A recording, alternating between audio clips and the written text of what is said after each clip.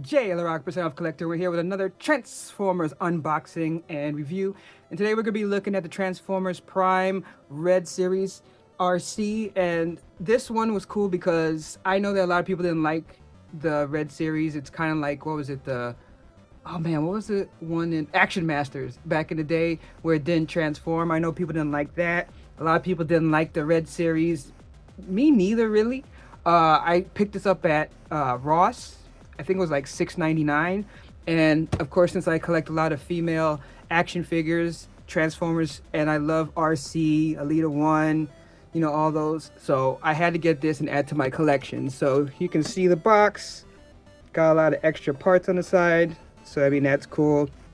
And it's, you know, based on that Prime animated style, which I admit I wasn't a huge fan of. I admit maybe I'm a little too snobbish with that OG style. But I am kind of warming up to it. It's like Beast Wars. It took me time. I'm not fully warmed up to it yet, but it's heading there. But of course, for anyone who doesn't know about the Red Series, these don't actually transform. It's basically an action figure. So, you know, there's people that definitely aren't gonna like that just because it's Transformers, right? So they're like, what's the Transformers if it doesn't transform? And I understand that, which is why I think its original price point or something was like 20 something bucks or something like that. And I could see why people may not want to get it, even though like, oh, I just noticed the way that this actually comes out in the back with that. I kind of hate when they do that. I understand why, but to me, popping that out always seems a little scary. Like, it's not really afraid it's gonna break per se, but it's just like, but I mean, no problem there. But yeah, I can understand people not really being happy about the non-transforming part, but I don't know, I think it's cool. And you know, we'll check out these extra accessories in a moment. I'll show you guys more, but the idea is, you know, just supposed to have more range of movement.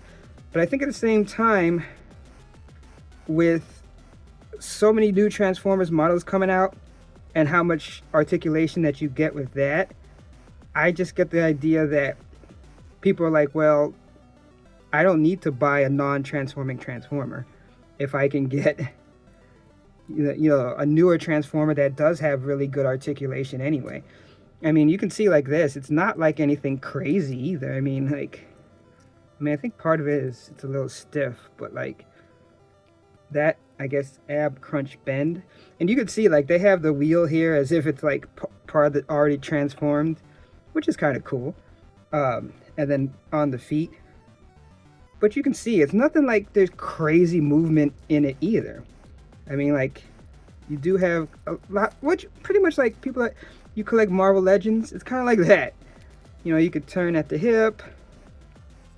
Can't really waist turn, which is weird because I'll show you a comparison to the model series for Alita 1, and that one had a waist turn. It's kind of weird. It does feel a little flimsy, and I understand some of the female figures. I mean, since I collect that, I have a lot of the female figures from Marvel Legends and the smaller body, but this kind of feels a little flimsy, so I could see why people had a problem with that. But I mean, I take into consideration the price too. So I say, hey, look, I paid, you know, $6 for this, $7 for it. So I don't hold it accountable as much as if I paid the full price. Like, for instance, this feels kind of weak, like kind of loose, but maybe not. But I mean, you can see you turn that all the way around. You have the ball here on the feet, so you can turn. I mean, like, you can do all types of turns with that. This you can't move or anything. So you can turn at basically the knee, and you can turn at the waist. And it's not quite a double turn, double joint, but you can get a pretty good bend on these. That is weird with the waist though. And I see this here, but I'm wondering if it's just a little stiff, because that doesn't really, it's not turning easily for me.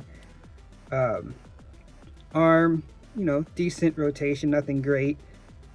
You could turn kind of like it's more like the gauntlet, because I don't think it's turning here, and it doesn't turn at the bicep either. So the wrist does turn, and then you can bend the wrist. So I mean, again, not bad overall, but I wouldn't be paying regular retail price for this. So of course you have the extra accessories too, so we can look at that. I think this is an Energon cube, right? I mean, it looks like an Energon cube, which is cool. I actually don't have, well, I think I have the empty Energon cube that comes with Soundwave, one of the Soundwaves, but that's it. And then you have like the blasters, and you have some additional parts here. So I'm going to throw these on, see what it looks like, and then we'll also end up comparing it, as I said, to Transformers 1 model kit for Alita 1 after a little movie magic. Alright, so here we have the little extra accessories connected. So basically how it works with the gun is the hand comes off. So you can see where it plugs in there. That's basically how you get that.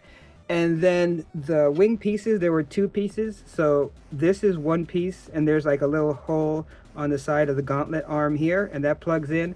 And then the little wing piece plugs in here. Strangely enough, on the package, it shows it as Energon color, the same color as the cube. I didn't get that, so I assume that's a downgrade, because I don't consider this a chaser or anything like that. Let me know if any of you guys got the purple one or what happened, because I double check. I'm like, I didn't drop it, did I? But nope, I did not. So again, like I said, I like it because I take into consideration the price point, and I like collecting Alita 1, and I like collecting all the female Transformers. So just to give you an example for my previous one unboxing, so this is from the Transformers 1 Alita 1 model kit. So this is the 13 centimeter version. So you can see scale wise it's smaller, this one's bigger than it, but I don't have a problem with that. I mean, I'm not looking necessarily for scale, but just wanted to give you an example. But see, this is what I was talking about with this one. Even though in the previous video I talked about how some of the parts come off just because it was loose, I mean, here you can turn the waist too, and it's like you could rotate because everything was on these ball joints, where on this one, at least so far, you can't. So I just have to say that overall, I wouldn't recommend this figure if you were paying anything more than 10 bucks. I mean, honestly, I think that Ross price for about $6.99 was about what I think is deemed acceptable. But since I do collect these figures, I'm happy to have this one. I definitely like this one, just how it looks overall, but I'm also biased because I was not a super fan of the anime style. Hey, let me know if I'm wrong. Just be cool about it, because we all have opinions. I ain't saying it's fact or nothing. But let me know, do you guys have any of these? I actually do have the Optimus Prime and the Megatron version of of the red version. I got those loose like at a garage sale for $2. I think those actually are nicer than this version, because those versions kind of look more G1-ish, and this is Prime-ish. So I like that better. But overall, I still say if you can get it at that discount, then it's actually not too bad just as an action figure, and the little accessories are cool, even though I wish I had the purple part. Now, if you like this style, try to get it quick out to you, just give you my straight opinion and how much I paid for it, because you know the phrase that pays, and I'm going to tell you that in just a second. But if you do like this video, please consider giving us a subscribe, because we're almost at that coveted 1,000 subscriber mark, and I'm working hard to get there with videos coming out every week. So also leave a comment, like, all that stuff that the YouTube algorithm likes. Now, as far as the phrase that pays, you know what it is. No discount, no deal. Catch you next time.